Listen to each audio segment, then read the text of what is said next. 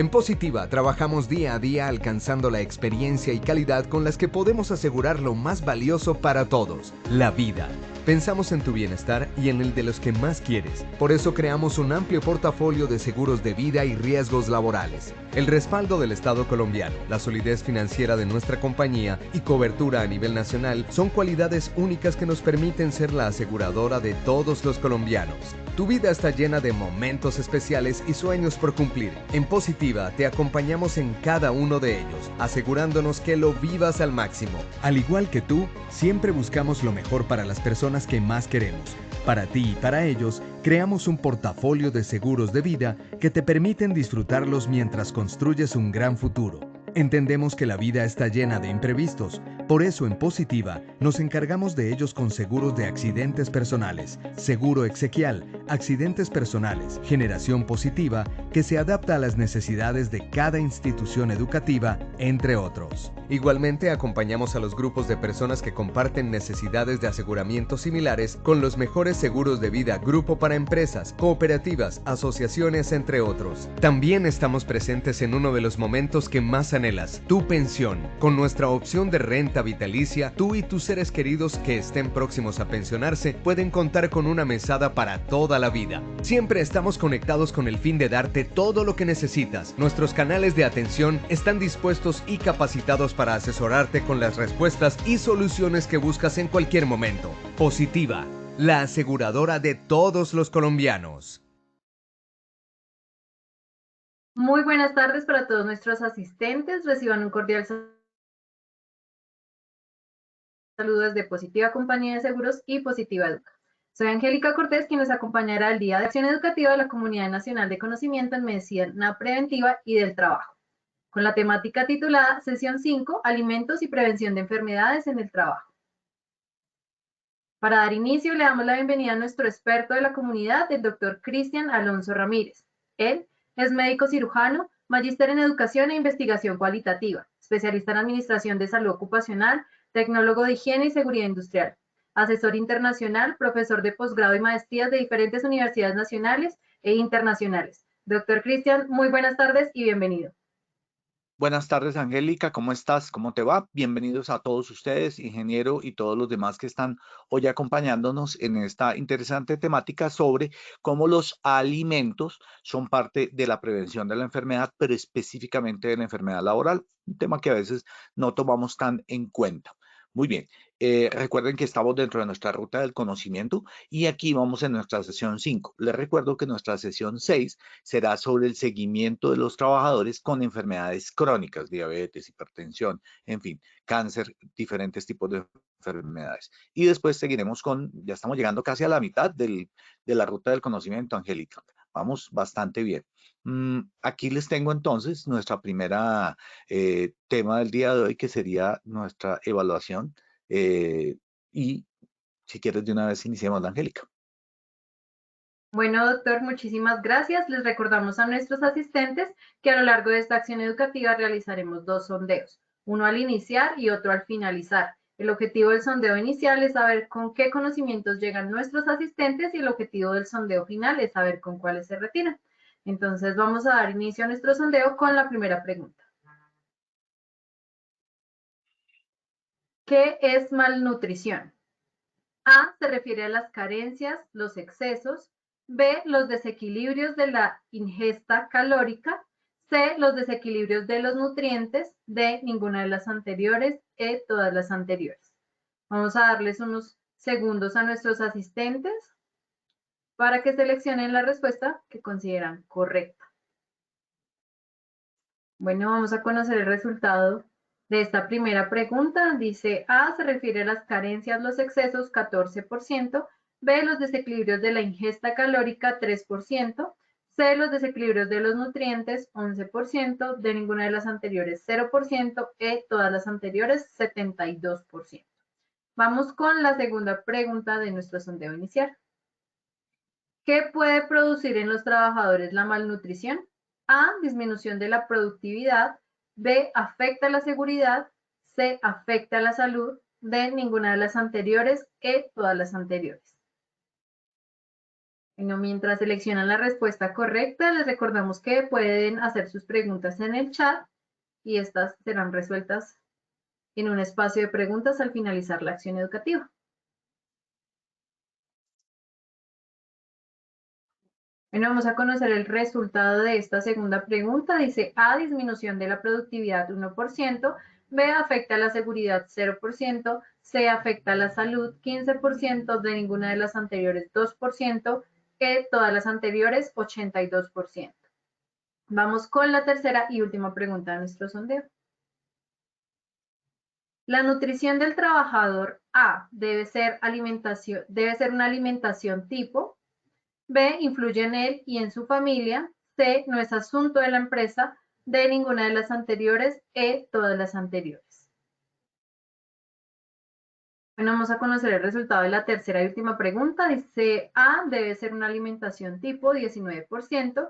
B, influye en él y en su familia, 31%. C, no es asunto de la empresa, 1%. D, ninguna de las anteriores, 11%. E, todas las anteriores, 37%. Muchas gracias a todos nuestros asistentes por sus respuestas. Y entonces, ahora sí, doctor Cristian, damos inicio a nuestra acción educativa del día de hoy. Correcto. Angélica, muchas gracias. Entonces ya hicimos nuestra primera evaluación del día de hoy, nuestro primer sondeo. Y como siempre, iniciamos con nuestro punto inicial que tiene que ver con la frase del día, la frase de esta charla. Vamos a hablar de Hipócrates. Hipócrates es un griego filósofo que vivió por allá por los años 460 antes de Cristo. Y él decía, miren esto que es tan importante, que tu medicina sea tu alimento y el alimento tu medicina. Desde ese punto de la historia, desde Grecia, cuando Grecia era grande, estábamos hablando de la importancia de la comida en todos los procesos. Pero en este caso, y para este efecto en específico, vamos a trabajarla sobre los conceptos básicos de alimentación desde el punto de vista médico, la importancia en el trabajo y cómo este puede ser generador de eventos en salud. Eventos que pueden ser laborales, enfermedad laboral, accidente de trabajo o que tienen que ver con las enfermedades comunes que finalmente nos terminan interesando a todos de alguna manera porque nuestros trabajadores pues no pueden dejar su enfermedad antes de entrar al trabajo, sino que la llevan consigo. ¿Qué vamos a ver como temas? Entonces, primero, la importancia de la alimentación de los trabajadores, cómo la alimentación es generadora de eventos de salud. ¿Es cierto esto o no? Vamos a verlo un poquito hacia el final. Y por último, vamos a trabajarlo como factor de riesgo, como factor protector, que también lo es, y obviamente cómo el sistema de gestión y seguridad y salud en el trabajo tiene que ver con estos temas de alimentación y cómo de alguna manera todos estos procesos tienen que ver con el trabajo y su desempeño en el mismo por parte de las personas. Muy bien, pero ¿de dónde surge el tema de la seguridad y salud en el trabajo en esta parte de la alimentación? Siempre que vemos el por qué se generan las enfermedades, tenemos que entender que hay una teoría detrás. De esto yo ya les había hablado anteriormente, pero lo vuelvo a traer porque para nosotros es la base de la medicina. Para nosotros poder entender cómo se genera una enfermedad, tenemos que tener un modelo mental de cómo se genera ella para poder entrar a generar algún tipo de trabajo sobre la misma, un tipo de tratamiento, un tipo de intervención. Yo no puedo simplemente decir, voy a tratar la enfermedad sin saber cómo se generó. Entonces, el primer punto aquí súper importante tiene que ver con la concepción biologicista. Y esta concepción biologicista arranca con el entender que el ser humano vive en un medio y que cualquier alteración de este medio lo toma él como huésped y genera la enfermedad. Esa es una concepción muy antigua. Hoy en día, digamos que sigue siendo válida esta concepción del triángulo epidemiológico. De hecho, para las enfermedades de tipo infeccioso es el modelo ideal y es un individuo que recibe o que se enferma o que recibe el factor de riesgo, un medio ambiente que permite la difusión y un agente que podría ser un virus, por ejemplo, o una bacteria que genera la enfermedad. Entonces, yo puedo trabajar sobre el individuo, el medio ambiente o el agente. Y fíjense que ese es el triángulo que siempre nos han enseñado en seguridad y salud en el trabajo. Digamos que también se tomó el concepto GEMA, que es gente, equipos materiales y medio ambiente, pero es exactamente lo mismo. Es decir, quien se enferma, que lo enferma, que es el agente, en este caso los equipos y los materiales, y el medio ambiente que permite la difusión o propagación de este agente en este momento de la patología. Sin embargo, tenemos que mirar que esto ha avanzado un poco y hacia el año 74, en el marco de la propuesta para el manejo de la salud de los canadienses, Marc Lalonde habló de la posibilidad de que la salud fuera un campo. Entonces hablamos del campo de la salud y ese campo era multidimensional y era el resultante de 4 elementos: el estilo de vida, los factores biológicos, los servicios de salud y el ambiente. Ojo, ¿dónde actúa o dónde tomamos en cuenta la alimentación? En el estilo de vida y en los factores biológicos, porque los factores biológicos sin duda están influenciados por el tipo de alimentación que estamos tomando. Entonces, recuerden que el factor biológico tiene que ver con qué somos nosotros desde el punto de vista de nuestras alergias, de nuestras patologías, de el color de piel que tenemos, de la altura o el peso que tenemos, y esto se vuelve supremamente importante porque es una consecuencia precisamente del alimento. Claro, también de lo genético, pero también del alimento. Y el estilo de vida, que tiene que ver con los hábitos, y nuestros hábitos incluyen el comer. Entonces, en estos dos niveles encontramos el manejo que tiene que ver con la alimentación y el trabajo. Claro, está el medio ambiente como generador del tema, pero en este caso no nos vamos a centrar tanto en el medio ambiente. También están los modelos multinivel, como el de Aldargen y Green, que son mucho más modernos, pero que también tocan de alguna manera un desglose un poco más amplio de este modelo de campo de multinivel. Indudablemente, digamos que es un modelo aceptado, es manejado a través de muchas instituciones de salud y permite entender de una manera adecuada cómo se gesta la enfermedad. Entonces, la enfermedad no es simplemente que me llegó un virus y tienes la patología. No, no es tan sencillo como eso.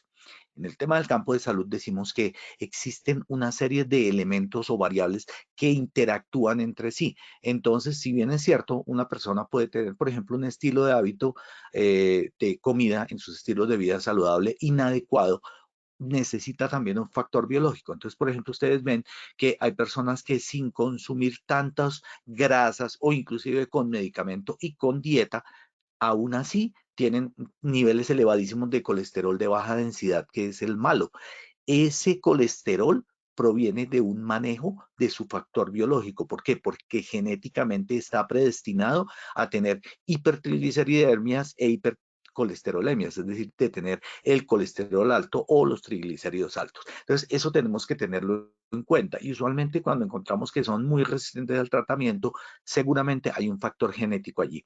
El otro factor genético del estilo de vida, ¿sí? Puede ser que usted coma y engorde muy fácilmente. Eso digamos que tiene que ver, por ejemplo, con un hipotiroidismo, aunque hoy en día está muy discutido ese tema. Hoy en día sabemos que el hipotiroidismo puede aportar 5, 7 kilos extras, pero no grandes obesidades.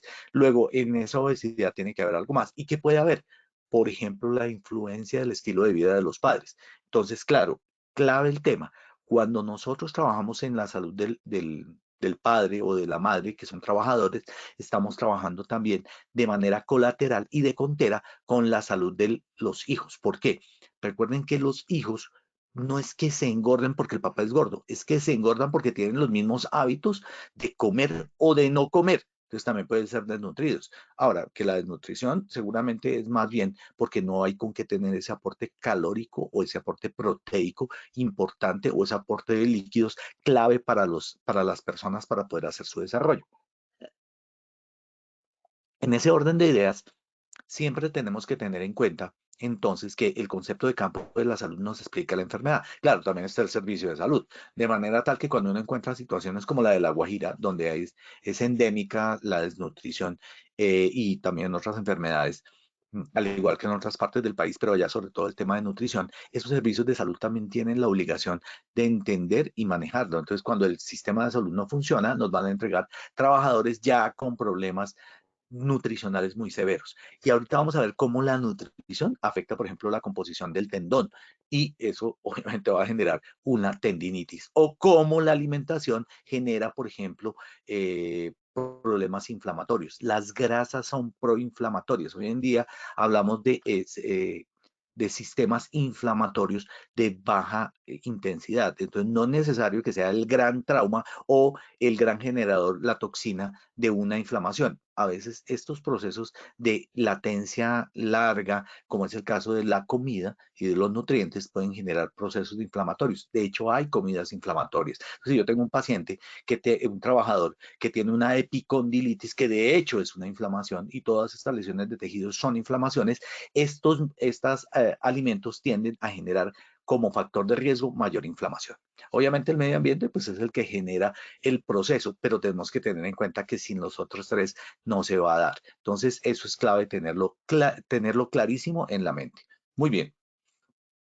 Entonces hablemos un poco del estilo de vida. ¿Cómo se define el estilo de vida? La OMS, la Organización Mundial de la Salud, definió el estilo de vida como esos patrones de comportamiento, pero ojo, ese es como yo me comporto, pero están determinados por cómo interactúo de manera personal y social. Entonces les voy a hacer un ejemplo.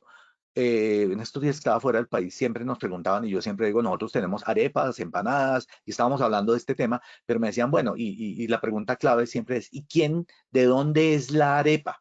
La arepa es de todo lado en Latinoamérica. No hay sitio donde yo haya ido en Latinoamérica que no tenga arepa. Lo mismo pasa con las empanadas. Ah, que son sutilmente distintas, sí. Pero ojo, ¿esto a qué nos lleva? A que es nuestra interacción social la que nos lleva a comer pancito, a comer tortillas, como el caso de los mexicanos, o comer altas cantidades de grasa, ¿no? El palacio del colesterol tiene que ver mucho con lo que hacemos. Ahora, indudablemente otros países tienen otros comportamientos. Por ejemplo, en el Mediterráneo se habla de la dieta mediterránea, que es una dieta muy sana. Tiene verduras, tiene mariscos, y fíjense cómo se parece mucho a lo que tenemos nosotros en la costa atlántica, donde hay mucho marisco para consumir. Nosotros aquí en el interior no tenemos tanto. Por eso tenemos unas formas diferentes de alimentarnos. Entonces proviene de mis características personales, pero también de cómo interacciono socialmente con el resto de individuos. Muy bien, en ese orden de ideas también tenemos que esas, digamos que interacciones sociales y condiciones de vida socioeconómica, y eso es súper importante, cuando yo tengo un punto socioeconómico acá, y es cuál. Yo puedo tener al trabajador y le puedo dar el mejor entrenamiento en cómo debe comer para tener la mejor composición de su cuerpo para hacer el trabajo. Pero resulta que si no le alcanza, ¿cuánto vale hoy en día una libra o un kilo de carne? Un kilo de carne de buena calidad está superando los 50, 60,000 pesos. Haciendo la cuenta, estamos hablando por lo menos de un 2-3% del salario mínimo. De un kilo, un 2 o 3% del salario mínimo es una proporción muy alta. Luego, cuando se eleva el dólar, cuando todos estos procesos socioeconómicos suceden, también vemos cómo la alimentación y la composición de la alimentación se varía. Entonces uno ve cómo esos mercados comienzan a tener menos proteínas y mayor cantidad de carbohidratos y de grasas, porque eso le permite llenarse, pero no nutrirse con buena calidad. Muy bien, y obviamente lo ambiental. Depende del sitio donde estemos, la comida es distinta, ¿no es cierto? Una cosa es alimentarse en la costa donde hay pescado a la mano, coco, plátano, a alimentarnos acá donde tenemos otro tipo de nutrientes. Eso no quiere decir que sean malos o peores o mejores, sino que son diferentes porque ambientalmente tienen que ver como influenciamiento de nuestra interacción social. Entonces, fíjense cómo es bien clave e importante cómo generamos este proceso que es el estilo de vida, y la alimentación tiene que ver con ello. Fíjense que en este punto la manzana, y la manzana aquí nos señala obviamente cómo nos alimentamos. Por otro lado, es importante el tema de las pautas individuales de conducta, que son determinadas por nuestros factores sociales, culturales y personales. Entonces, nosotros tenemos unas conductas individuales. Esas conductas individuales no salen de la nada, son precisamente de nuestros factores familiares, cómo es nuestra familia, cómo son y tienen unos hábitos. Y esa persona no es gorda o flaca per se, es gorda o flaca porque tiene unos hábitos. No es que me cayó del cielo el tema. No, es que lo tenemos allí. Igual uno ve personas que son extremadamente musculosas, claro, tienen un tema de pronto genético que los ayuda a tener mejor musculatura, y la misma conformación corporal es genética. Luego, volvemos al tema que estábamos hablando ahorita, que tiene que ver con que no solamente es el hábito, sino también el incoming, que podemos llamar de tipo genético, es decir, con qué venimos a este mundo. Muy bien. Por otro lado, aquí voy a citar a un colega. Sé que usualmente tenemos una frase, pero aquí voy a tener una segunda frase y otra tercera frase. Y esta segunda frase bueno, que más bien parece un párrafo, es de Christian Dior. Sí, efectivamente tiene el mismo nombre que yo. Él tuvo, creo porque ya está muerto, mucho más dinero y además de eso se dedicaba a la moda. Pero ¿qué decía él? Él decía algo que es supremamente clave y que además de eso uno lo oye decir con mucha frecuencia. Y es que la comida es un asunto tremendamente injusto. ¿Por qué? Porque cada bocado que se toma permanece en la boca como mucho 2 minutos. 2 horas en el estómago y 3 meses en las caderas. Eso quiere decir que para algunas personas hay una gran dificultad para el manejo y para la acumulación. Pero a mí no me parece tan complicado y de hecho en nutrición y en salud es cierto. Si usted tiene una cadera grande con grasita, ahí no hay riesgo cardiovascular, pero usted tiene una panza, ¿sí? Con un diámetro abdominal gigante, ahí sí tenemos un problema cardiovascular porque la grasa que está acumulada ahí es una grasa que se ve reflejada en el sistema cardiovascular, es decir, en las coronarias. Entonces, la alimentación con grasa lleva también a problemas coronarios y eso quiere decir que esa persona no va a tener un gran arresto de funcionalidad cardíaca para en caso de tener una necesidad de estrés, por ejemplo, ya sea físico o mental, no va a poder responder de manera adecuada y ese corazón de pronto falla en ese momento. Muy bien. Mírenlo cómo está la imagen también del dibujo, donde dice que ella está gordita porque tiene su bebé, pero la otra dice que esto es la burger suprema, la malteada y las papas fritas y señala hacia las caderas. Recuerden, y los hombres tendemos a tener una mayor acumulación en el abdomen. Esa grasita no es buena. No es buena. La de la cadera, digamos que efectivamente es una acumulación, pero no es cardiovascularmente grave. Muy bien, ahí les dejo igual algunas referencias, como siempre, para que las podamos mirar. Muy bien. Y entonces entremos a ver qué dice la OIT. Ya vimos lo que dice la OMS, ya vimos algunos otros temas, pero vamos a ver qué dice la OIT acerca de la alimentación y el trabajo. O sea, este es un tema que, aunque no lo tocamos con frecuencia, sí está imbricado en nuestros procesos de trabajo y es cómo afecta la salud y la productividad.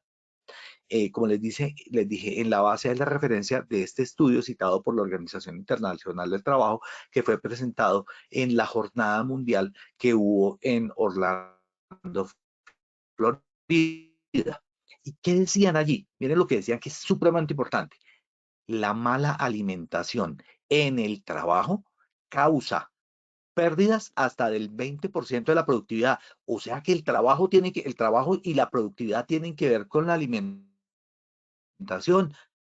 Esto es interesante cómo llegaron a esos cálculos. Pero sí, efectivamente, hay, y no solamente este estudio lo cito porque es de la OIT, de la Organización Mundial del Trabajo, pero no significa que sean los únicos que han hablado de esto, y vamos a ver unos 2 o 3 para no saturarlos de estudios, pero este de la OIT es muy importante. Pérdidas hasta el 20% de la productividad por motivos de alimentación, 20% de productividad, bien sea por problemas mismos de nutrición que afecta más o menos a 1.000 millones de personas en el mundo. Y en muchas ocasiones tenemos la impresión en nuestros cerebros que una persona desnutrida es una persona que es delgada, digamos que con un abdomen abultado, con los brazos delgaditicos, y no necesariamente puede ser perfectamente una persona que se ve obesa y que puede tener problemas de nutrición. Ahorita vamos a mirar un poco esto porque también tenemos ahí esa imagen de nuestras madres que decían que, ay, el gordito, cómo es de simpático, se ve que está muy bien comidito. No necesariamente, no necesariamente, y eso es lo que vamos a mirar. Pero la nutrición que afecta más o menos 1.000 millones de personas en el mundo. Obviamente que hablamos de niños y de adultos, porque recuerden que los adultos también pueden estar desnutridos y son los que nos interesan en este momento, en esta conversación. Y también se debe al exceso de peso. Miren cómo tenemos una cantidad similar de personas en estado de obesidad en los países industrializados. Y a nivel de trabajo tenemos grandes problemas para manejar grandes obesidades. Digamos que nosotros no tenemos grandes obesos tan grandes como esos que nos muestran en Discovery Home and Health y todos esos programas, pero sí tenemos indudablemente personas que están en sobrepeso. Recuerden que están sobrepeso, obesidad y obesidad mórbida. Ahorita lo vamos a explicar un poquito más, pero esas personas en países industrializados son cada vez más. Y Estados Unidos era el país que tenía más personas en situación de sobrepeso, obesidad y obesidad mórbida. No obstante, países como México, y hoy en día Colombia tendemos a atender un mayor porcentaje. En la medida en que aumenta el ingreso per cápita, aumenta también la obesidad. Muy bien. Eso es lo que está diciendo este estudio de la OIT. Vamos a profundizar un poquito en él porque nos da grandes luces sobre lo que tenemos que tratar el día de hoy. Habla de los programas de la alimentación en las empresas. Entonces, los programas de alimentación dicen que son deficientes y hay temas de mala nutrición con una serie de asuntos relacionados con el trabajo. ¿Cuáles son esos asuntos que se relacionan con el trabajo y la alimentación? Cuando yo tengo mala nutrición y le estoy dando una nutrición inadecuada, si es que la empresa suministra el alimento, y si es que no lo suministra, igual tiene que valorarlo porque los trabajadores están allí. Entonces, lo que está diciendo es que, uno, afecta la moral en el trabajo. Segundo, la seguridad, y ese punto es supremamente importante, la seguridad en el trabajo. Claro, porque una persona obesa o muy delgada en desnutrición no responde de la misma manera ni tiene los mismos reflejos de protección. Entonces, afecta la seguridad. Pero además de eso, no solamente eso. Si yo le doy una alimentación que es muy alta, por ejemplo, en carbohidratos, yo puedo producir somnolencia. Y si yo soy un conductor, la somnolencia no sería lo más adecuado. Y hay una imagen que tenemos muy metida nosotros en nuestras mentes y tiene que ver, por ejemplo, con los conductores. Entonces, cuando uno pasa por un sitio, y esto se lo he escuchado a mucha gente, pasa por un sitio y dice, uy, esto está lleno de camiones, la comida debe ser riquísima. No se baja y la comida sí es rica, porque recuerden que la grasa es muy rica, pero no es adecuada. Entonces uno se baja y ve cómo le sirven una montaña de arroz, 5, 6, 7, 8 plátanos que son espectacularmente deliciosos, pero que no es la mejor nutrición, y un pedacito de carne. ¿Listo? Y entonces ahí es donde uno dice, ve, mira, estos que tienen que tener estar muy despiertos, están llevando gente, están llevando carga y tienen unas alimentaciones inadecuadas que inclusive son no solamente generadoras per se de somnolencia, sino que también afectan su sistema neurológico por inflamación. Recuerden que la obesidad y los carbohidratos inflaman los tejidos en general. Muy bien, afecta también la productividad, pero también afecta la salud a largo plazo. O sea, no hay gorditos sanos. Claro, es una condición. La obesidad per se no es una patología, pero sí es una condición que puede llevar a patología. Muy bien. O la desnutrición, que también va a llevar a patología, y la desnutrición sí se considera como un diagnóstico como tal. Entonces, cuando hacen este estudio, lo primero que hacen es preguntar a las personas si están contentas con lo que comen, y la mayoría están muy poco contentos con sus comidas, ¿sí? Muy pocos son los que dicen yo estoy alegre con lo que como. Entonces, eso es muy importante verlo. Además de eso, porque la comida buena termina siendo muy costosa. Muy bien, el estudio destaca varias cosas. Primer punto a destacar. Uno, enfrenta el mundo una brecha alimenticia. ¿Eso qué significa? Y oiga, miren esto, porque estos son sus trabajadores. 1 de cada 6 trabajadores en el planeta está desnutrido. O sea que usted tiene 600 trabajadores, muy probablemente 100 tengan desnutrición. Que no lo sepamos o que no lo veamos, será otra cosa. Pero lo vamos a tener. Y otro, o sea, de los 6, uno es desnutrido y el otro está obeso o en sobrepeso. ¿Listo? Eso quiere decir que 2 de cada 6 tienen problemas con la nutrición. Importantísimo, importantísimo. Eso quiere decir que si hiciéramos en nuestro diagnóstico de condiciones de salud la evaluación, deberemos tener cuidado porque 2 de cada 6, si tengo 600 trabajadores, 200 tienen problemas o bien de desnutrición o bien de sobrepeso y obesidad. Eso es muy grande. Además de eso, destaca lo siguiente, ya con las cifras y con todo el manejo, una alimentación no adecuada puede causar pérdidas hasta de un 20% de la productividad, que ya lo habíamos hablado. En el 2001, las enfermedades no transmisibles, ¿sí? O sea, estamos hablando de enfermedades por virus, por bacterias, por hongos, eso es una enfermedad transmisible. Las no transmisibles, como la hipertensión, la diabetes, causaron el 46% de todas las enfermedades en el mundo. Casi la mitad de las enfermedades tuvieron que ver con enfermedades no transmisibles. El 60% de las muertes tuvieron que ver con ellas, y en especial enfermedades de tipo cardiovascular provocaron el 30% de las muertes. Y ahí es donde tenemos la brecha de la alimentación. Las enfermedades cardiovasculares de tipo infarto se ven a acumulación en las coronarias de placa ateromatosa. ¿Y eso qué es? Grasa. Así de sencillo. ¿De dónde proviene la grasa? De lo que comemos. Muy bien.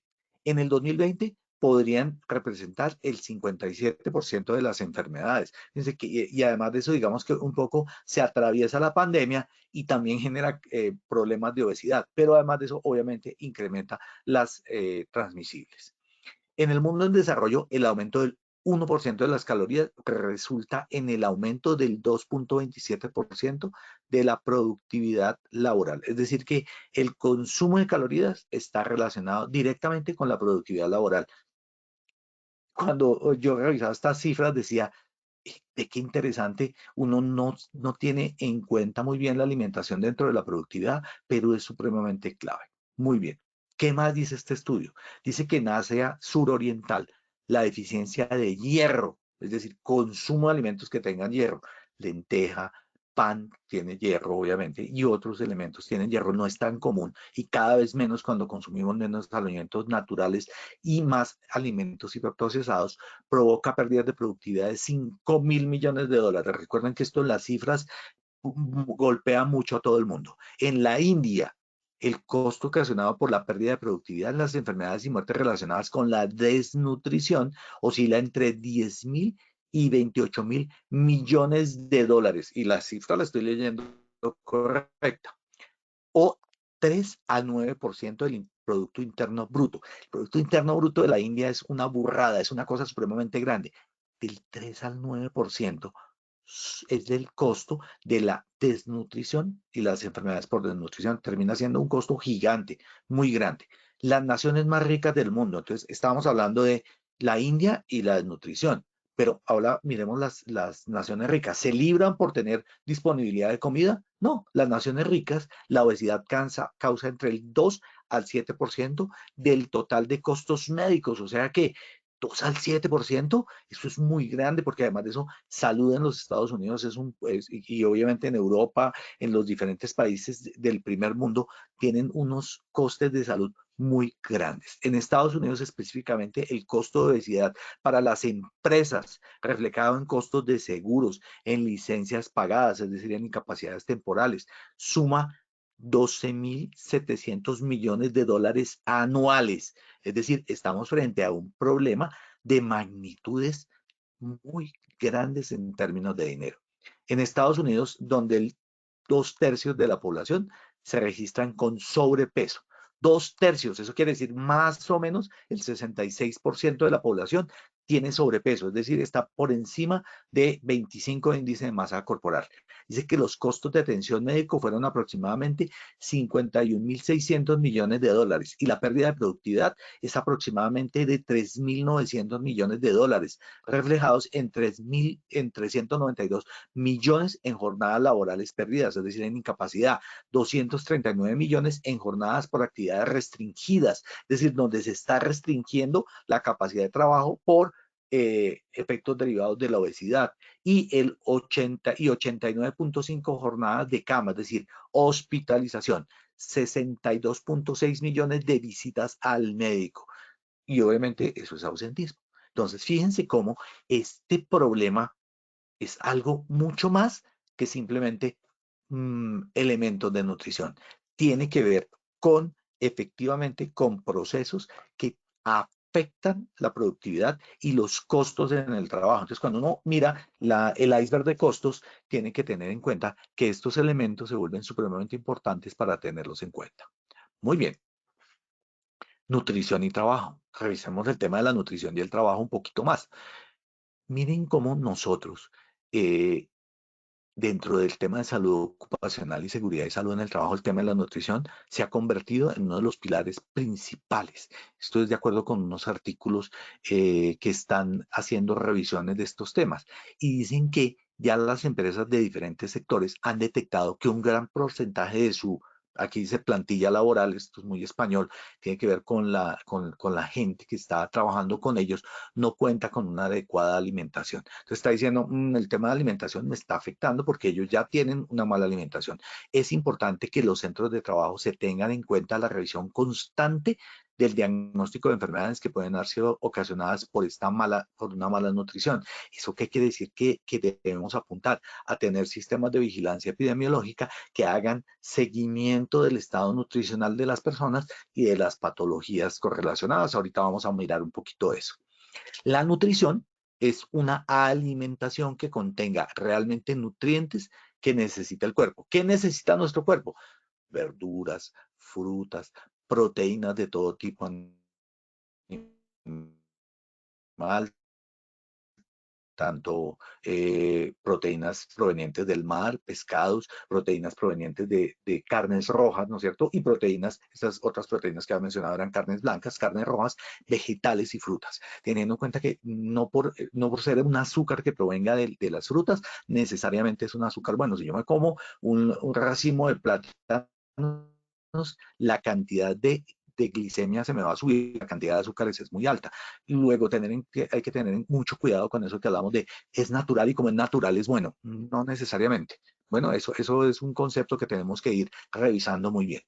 ¿Y qué es la mala nutrición? Entonces, la nutrición es como yo tengo los nutrientes adecuados, pero ¿qué es la mala nutrición? Entonces, cuando vemos la desnutrición, o sea, la mala nutrición, vemos tres aspectos. Primero, la desnutrición. Y significa la desnutrición el emaciamiento, es decir, la pérdida de la talla y del peso. O sea, las personas no crecen ni miden lo suficiente que estaría dentro de su posibilidad genética gracias a que la cantidad de nutrientes que son las que nos permiten crecer y la que nos permiten renovar nuestros tejidos y curar no es adecuada. Entonces a eso llamamos desnutrición. Una persona con desnutrición en una fractura va a tener menos posibilidades de consolidación, más facilidad de hacer una cosa que llamamos en medicina pseudoartrosis, es decir, que el hueso no pegue totalmente y no genere una densidad ósea adecuada, sino que se genere como una zona de no alta densidad, como una especie de cartílago, que es parte del proceso de crecimiento óseo y de curación en el hueso, y quede, digamos que pegadito, mal pegado. Y por eso hablamos de esos temas. Por eso, y uno lo ve muy frecuentemente en fracturas que tienen muchos de nuestros trabajadores que se vuelven fracturas inveteradas, que son muy difíciles de generar la consolidación y se demoran más tiempo que los demás. Igual pasa con las cicatrices y con las heridas muy grandes, no curan a la misma velocidad. Necesitamos tener una muy buena nutrición para poderlo hacer. Entonces recuerden, deficiencia en el peso y en la talla, pero sobre todo vamos a tener problemas de nutrientes y esa emaciación, esa pérdida de estos nutrientes son los que nos generan el proceso. El segundo grupo de afecciones derivadas de la malnutrición es la malnutrición como tal, que tiene que ver con los micronutrientes, falta de vitaminas y minerales importantes. Las vitaminas no es necesario comprarlas en tabletas, es necesario que se consuman alimentos que las contengan. Y obviamente las frutas las tienen. La hamburguesa no, pero las frutas sí. De pronto la lechuguita, que es marginal, en la hamburguesa sí tiene algo de vitaminas y de minerales que necesitamos. Entonces estos micronutrientes se vuelven súper claves para nosotros. Y obviamente que nos los venden empacados, pero la mejor fuente son los alimentos. El sobrepeso y la obesidad como otro punto, recuerden, hablamos de malnutrición y sobrepeso y obesidad como los dos extremos de este fenómeno. Por otro lado están las enfermedades no transmisibles relacionadas con la alimentación, que son la diabetes, las cardiopatías y algunos tipos de cáncer. Cuando nuestra nutrición no tiene, por ejemplo, suficiente fibra, aumentamos el riesgo de tener, por ejemplo, cáncer de colon. Eso es supremamente importante. Y eso hay que tenerlo en cuenta. Entonces, cuando hablamos de malnutrición, hablamos de carencias o excesos o desequilibrios. Entonces puede ser, o yo tengo carencia y me da nutrición, o tengo excesos y tengo sobrepeso y tengo, además del sobrepeso, tengo la obesidad, o desequilibrios en los micronutrientes, o estoy consumiendo demasiadas calorías. Y eso obviamente me va a llevar a estos procesos de desnutrición. Muy bien. En cuanto a cómo lo evaluamos, qué hacemos en los programas para poderlo tener. Y de hecho, ya hoy en día hay muchas empresas en los diferentes seminarios donde vamos en salud ocupacional. Siempre hay una que está haciendo el tema del peso, te miden grasita corporal y hay ya muchas tecnologías. Ya les voy a mostrar algunas de ellas, por ejemplo, las tecnologías de tipo Tanita, que son unas pesas que nos permiten no solamente saber el peso y la talla, que es con lo que hacemos el cálculo. Entonces, ese punto de índice de masa corporal ya lo voy a tocar. Entonces, Una persona que tiene sobrepeso o es obesa, ¿no es cierto? Es porque tiene más peso para la altura que le corresponde. Yo mido 1,80 y peso 80 kilos. Estoy en el borde inferior del límite superior, pero mi cuerpo admite 80 kilos sin ningún problema, 80, 81 kilos. Entonces depende de la talla. Pero si yo midiera 1,50 y pesara los mismos 80 kilos, pues indudablemente estaría en obesidad. Puedo tener una acumulación excesiva de grasa, que eso afecta a la salud. Entonces, el cuerpo está por compartimentos. Tenemos un compartimento óseo, uno de líquidos, otro que tiene que ver con el músculo y otro que tiene que ver con la grasa. Obviamente que si el compartimiento de grasa está por encima de los estándares normales para mi edad, pues yo voy a tener una obesidad, así el índice de masa corporal sea bueno, es decir, así yo tenga el peso que me corresponde por la talla, si la composición no es la adecuada, voy a tener problemas allí con el peso. El índice de masa corporal es ese precisamente indicador que nos permite saber si una persona está en sobrepeso, en obesidad o en desnutrición. ¿Y esto cómo es? Vamos a verlo, es una fórmula básica donde decimos que el índice de masa corporal está en el numerador el peso y en el denominador la talla por la talla o la talla al cuadrado. Entonces, si pesa 60 kilos, será 60 kilogramos, 60 dividido por la altura en metro, entonces 1,8, 1,80 por 1,8. Eso sería el índice de masa corporal. Entonces se da en kilogramos por metro al cuadrado. Importante tener lo siguiente, y es que ese índice es un índice grueso, pero sí nos permite hacer un acercamiento muy importante a si estamos en el momento en sobrepeso o no. Se define como, obviamente, el peso dividido en la talla, kilogramos por metro cuadrado. Entonces, el sobrepeso y la obesidad pueden ser consecuencia de un desequilibrio en la ingesta calórica. Entonces, si yo como muchas calorías que me permiten tener energía, no es que sean malas, yo debo consumir calorías, pero si son excesivas y mi gasto calórico es insuficiente, pues yo voy a tender a acumularlas y eso va a generar la obesidad. Las tendencias mundiales indican que consumimos alimentos y bebidas cada vez más calóricos, más ricos en azúcares y en grasas y practicamos cada vez menos la actividad física. ¿Cuál es el tema? Que estamos corriendo nuestra línea de lo que es obesidad a tener más personas en obesidad. Eso va a hacer que sea normal tener un poco más de peso, pero en realidad es efecto simplemente poblacional.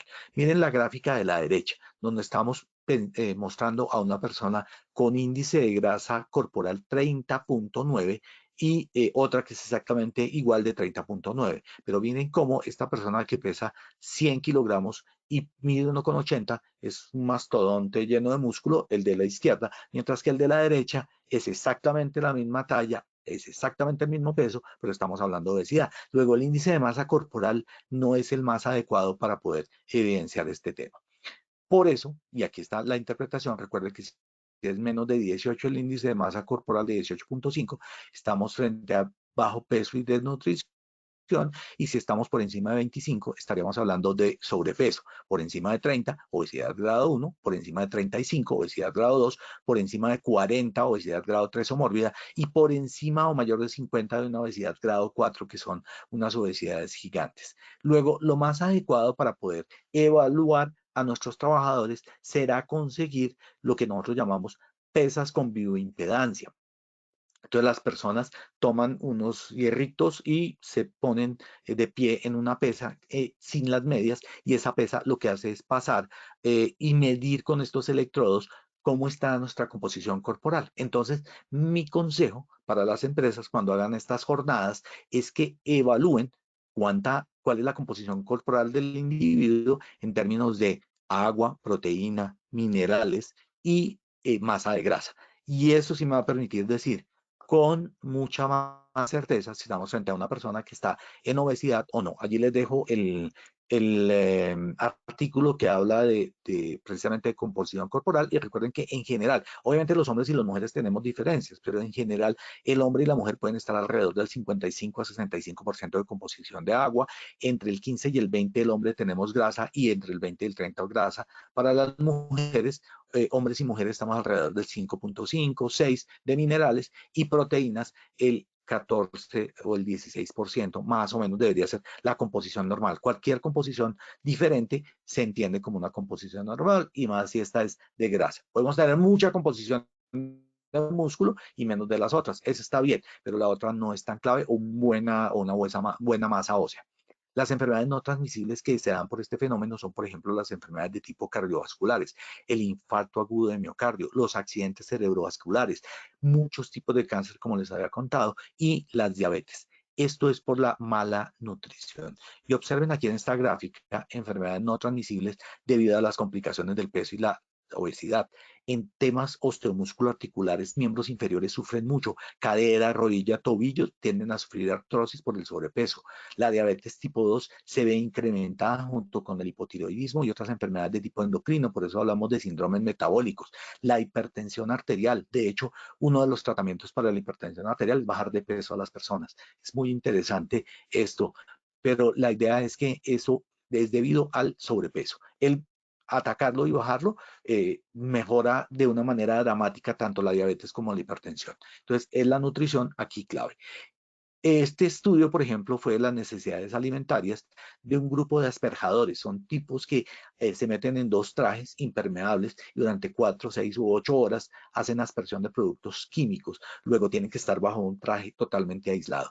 En ellos, obviamente, al finalizar una jornada de 4 horas, perfectamente puede estar en deshidratación grado 2. Pero además de eso, recuerden que como tienen que hacer actividad física muy alta, tienen un gran gasto metabólico.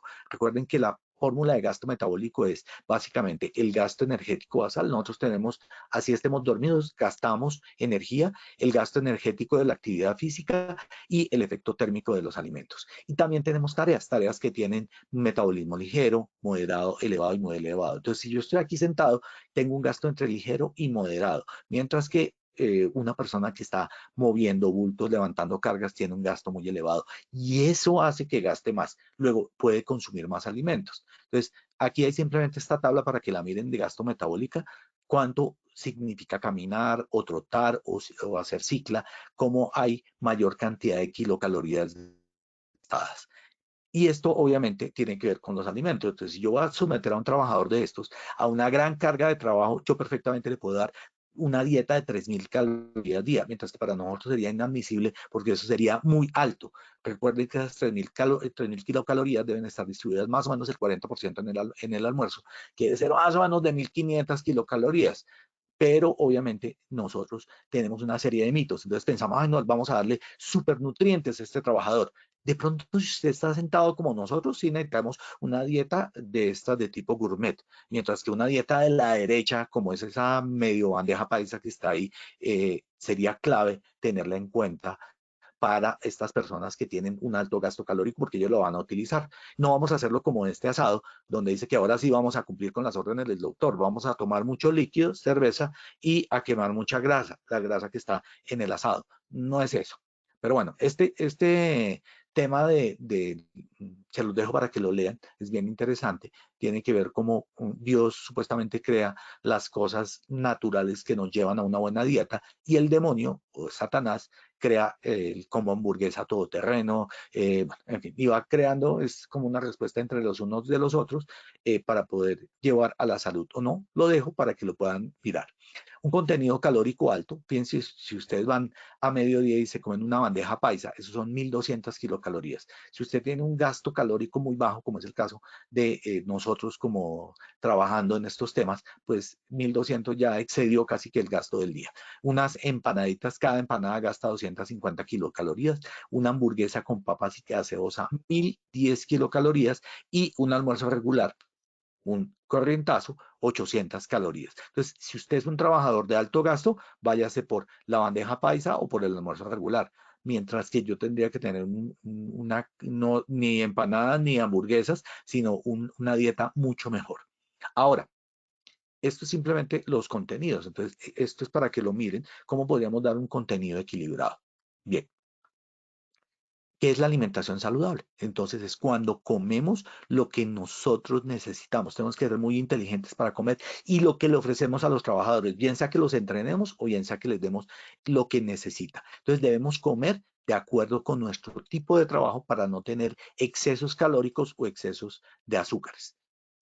trucos para mantener una muy buen equilibrado lo que comemos. Planificar durante la semana, hacer el sábado y domingo de cocinar para poder llevar y no tener que estar pensando que voy a comer. Un plato dice que debe tener, por ejemplo, la mitad de verduras, un cuarto debe ser carbohidratos y el otro cuarto quedaría para las proteínas. No podemos conseguir más o menos una mano, sería el tamaño de una proteína adecuada, 100, 120 gramos. Ir a comerse un steak de 500 gramos, pues excede lo que vamos a comer. Todo el resto de esa proteína la orinamos, entonces no es tan importante. Y olvidar los platos precocidos. Eso no es tan bueno y no funciona tan bien. Y obviamente uno puede tomar un postre, claro que sí. Ojalá sea una fruta que tiene suficiente cantidad de dulce. Y consumir una muy buena cantidad de agua y de evitar los refrescos de tipo gaseosa, porque contienen unas grandes cantidades de azúcares. Muy bien, ahora bien, voy a mostrarles ya para finalizar este tema, el tema en la nutrición y la enfermedad laboral.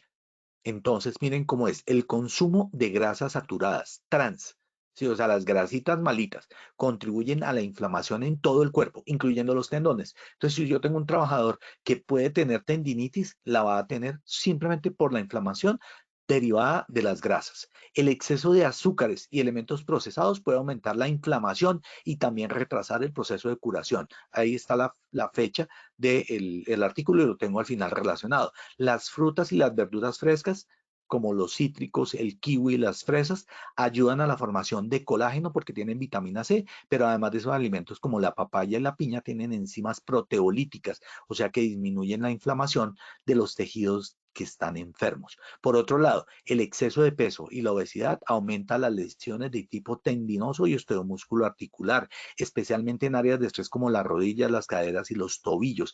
El peso ejerce mucha mayor presión. Y obviamente los nutrientes más importantes para la salud, ¿cuáles son? El colágeno, la vitamina C y los ácidos grasos omega 3, que en dónde están?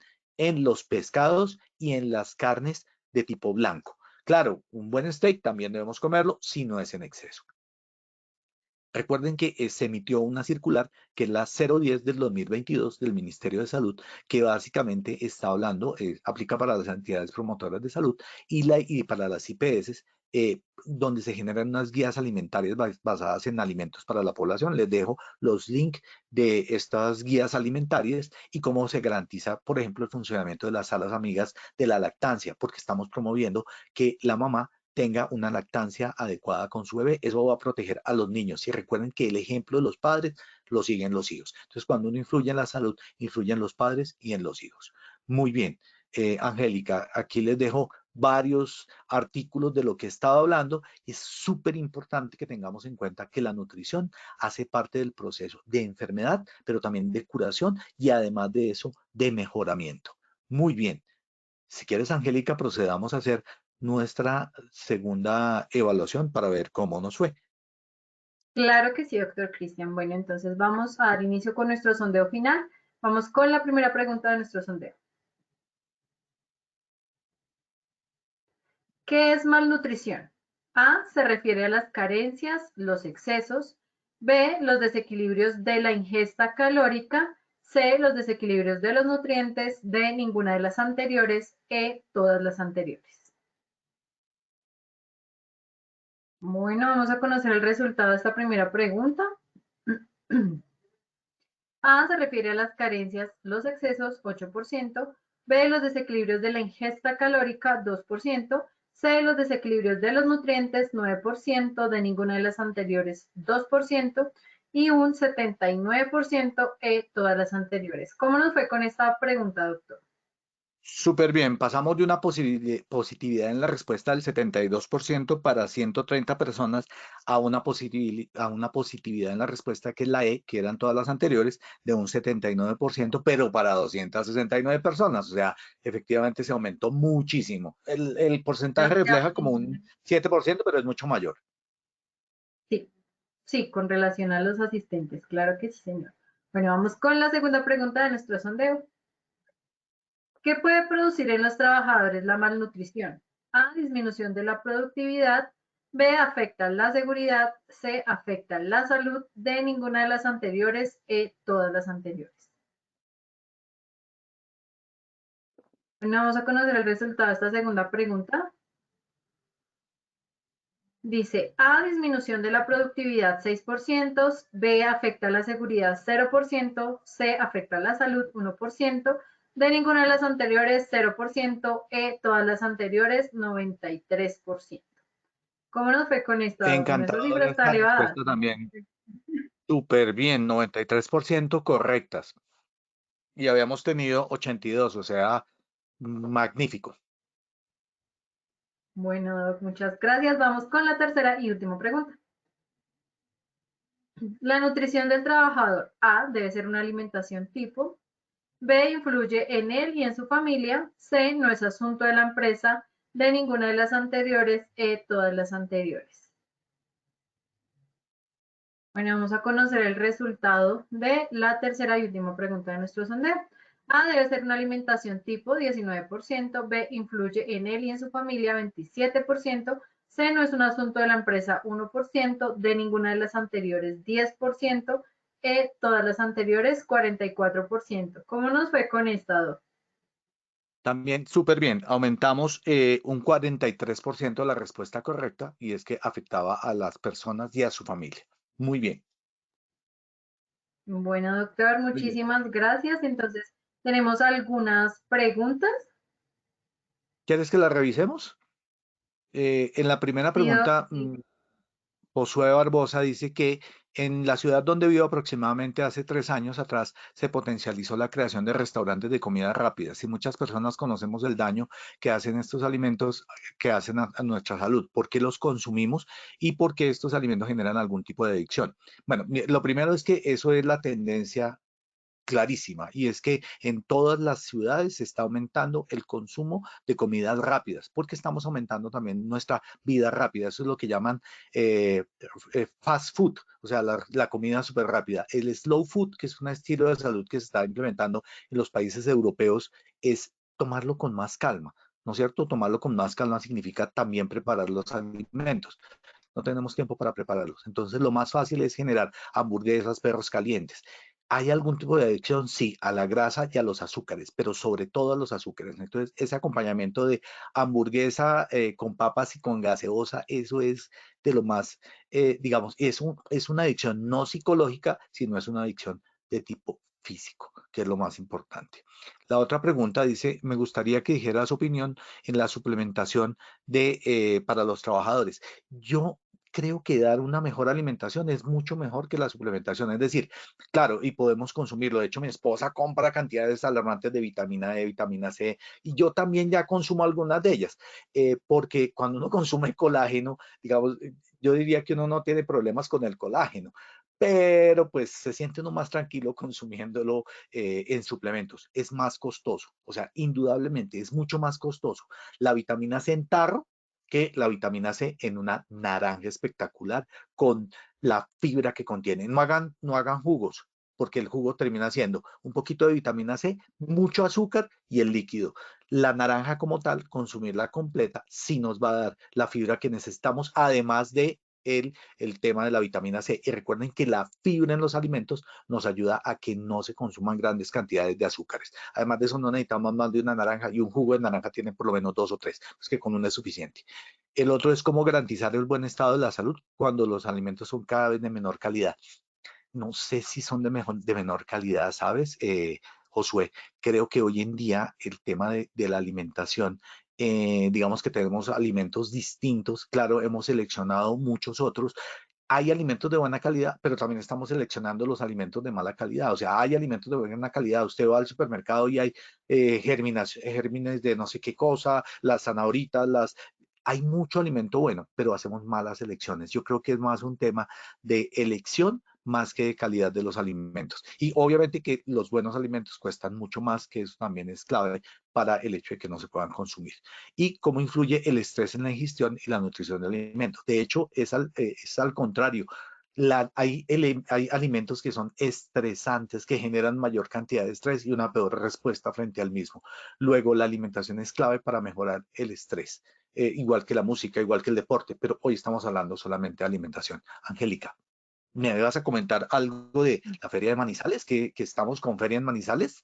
Claro que sí, doctor. Entonces, esta es una invitación para todos nuestros asistentes que se encuentran en Manizales o en las ciudades aledañas para que no se pierdan nuestra próxima Feria Nacional de Transformación Digital y Soluciones Tecnológicas en Seguridad y Salud en el Trabajo. Se va a realizar en Manizales el próximo 6 y 7 de junio. Vamos a contar con charlas TED, con más de 50 expertos técnicos, con los simuladores de realidad virtual, con artistas de prevención en concierto y muchas más sorpresas y obsequios para todos nuestros asistentes, obsequios tecnológicos. Así que si quieren participar, se pueden inscribir, pueden hacerlo a través del link que pusimos en el chat o también pueden hacerlo pues a través de nuestras plataformas donde se encuentra el link de inscripción para que asistan y no se lo pierdan. Qué Muchísimas rico, gracias. Angélica. Espero que nos veamos allá. Bueno, sí, mi Doga, ya nos vemos. Muchísimas gracias por tu intervención en esta acción educativa del día de hoy. Nos veremos entonces en una próxima sesión. Feliz tarde para todos, que estén muy bien y recuerden, buena nutrición. Chao, chao. Claro que sí, doctor. Muchas gracias. De igual forma, les agradecemos a todos nuestros asistentes por su conectividad y participación. Los invitamos a conocer nuestro Centro Virtual de Enseñanzas y Aprendizaje Posipedia, www.posipedia.com.co. Allí van a encontrar las grabaciones de las acciones educativas que hemos realizado y las presentaciones y mucha más información para que sigan conectados con nuestro Plan Nacional Multimodal de Educación en Seguridad y Salud en el Trabajo. También los invitamos a descubrir todas las acciones educativas que tenemos para ustedes en www.posipediatalleresweb.com o siguiéndonos por medio de nuestro canal de WhatsApp Positiva Educa. En este momento aparece en pantalla un código QR, el cual pueden escanear, los va a llevar al canal de WhatsApp, le dan a mano derecha a seguir y ahí ya van a ser parte de nuestra comunidad. Allí van a encontrar los enlaces de todas las acciones educativas diarias, todo el cronograma semanal y mucha más información de nuestra comunidad. Entonces ya saben, escanean el código, nos siguen y allí van a encontrar toda la información que requieran de Positiva. De igual manera, también les recordamos que el certificado de este evento web se generará para todos nuestros afiliados de 1 a 8 días hábiles después de terminada esta acción educativa y podrán acceder a él por nuestro portal Posipedia en la sección educativa. A continuación vamos a proyectar un video de una de las ferias que se realizaron el año pasado para que ustedes se antojen y participen de esta feria que vamos a tener el próximo 6 y 7 de junio en Manizales. A todos que tengan una feliz tarde. Hasta luego.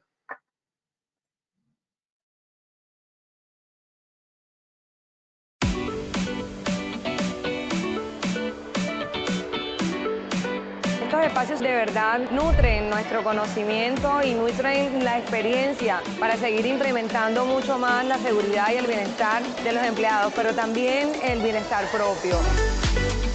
Acabo de tener una experiencia maravillosa. Me acabo de subir en eso, que es un simulador de conducción vial en moto. Una experiencia fenomenal. Estoy sudando, es real, es vivencial y creo que puede aportar muchísimo a las empresas que utilizan este vehículo como una herramienta de trabajo. Tuve la oportunidad de mirar un simulador de manejo de extintores y me pareció interesante porque vemos la práctica, vemos el control y cómo podemos actuar ante una emergencia de cualquier tipo de fuego. Acá van a poder conocer todos los servicios que ofrece Positiva para nuestros clientes. Estamos invitando a que se acerquen todas las empresas y todos los interesados en el tema de seguridad y salud en el trabajo para que nos acompañen en esta innovadora feria. Uno de los temas que más me llamó la atención fue la capacidad que tiene Positiva para el desarrollo de aprendizaje a través de plataformas digitales. No es un tema únicamente de que lo tengo, sino de que lo estamos viendo. Positiva está llevando el liderazgo en este momento en el país en temas de aprendizaje enfocados a realidad virtual, en temas de salud y seguridad. Muy emocionada de visitar estos stands que nos aportan muchísimo a nosotros los psicólogos desde la parte mental, la cual pues tienen un plus tecnológico que me ayudan a mí a atender a mis pacientes, a los trabajadores del SENA de una mejor forma. Agradecida infinitamente Desde la academia pues realmente lo que queremos es eso, la transformación de todo el concepto preventivo enfocado hoy en día a todas estas nuevas transformaciones digitales. Muchas gracias. Colombia, potencia de la vida.